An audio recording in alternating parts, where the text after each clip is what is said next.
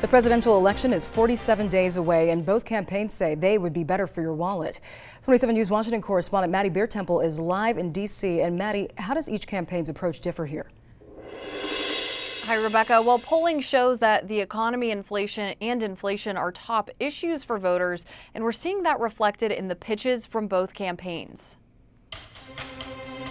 As Election Day inches closer, the economy is taking center stage on the campaign trail. We're going to bring your prices down. In New York Wednesday, former President Donald Trump said people were better off when he was in office. People that used to live a nice life 4 years ago, they can't afford an apple. Trump said if re-elected, he'd cut taxes and cap credit card interest rates. He also commented on the half-point interest rate cut by the Federal Reserve. Shows the economy is very bad to cut it by that much.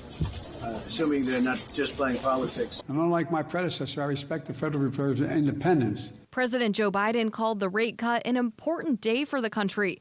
During remarks at the Economic Club in D.C., he said Americans will now have more confidence in buying a home or car. And it's good news, in my view, for the overall economy, because lower borrowing costs will support economic growth. The president also highlighted he and Vice President Kamala Harris's efforts to improve the economy post-pandemic. He cited the Inflation Reduction Act and infrastructure investments. The White House says both laws helped grow the economy. These are concrete measures that we've taken to help get us to where we are, and I would argue President and Vice President's fingerprints are on these results. Now, both candidates have a busy night tonight. Vice President Kamala Harris is joining Oprah for a virtual rally in Michigan. Meanwhile, here in D.C., former President Donald Trump is meeting with Jewish leaders to talk about fighting anti-Semitism. In Washington, I'm Maddie Beertemple. And Maddie, what can we expect when the Federal Reserve has its next meeting to decide what to do with interest rates?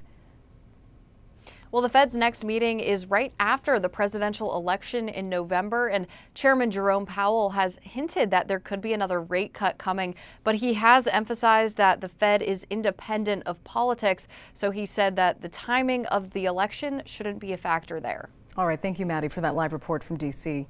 And 27 News has you covered for the November election. KSNT is your local election headquarters. To get the latest election coverage, just head to ksnt.com/elections.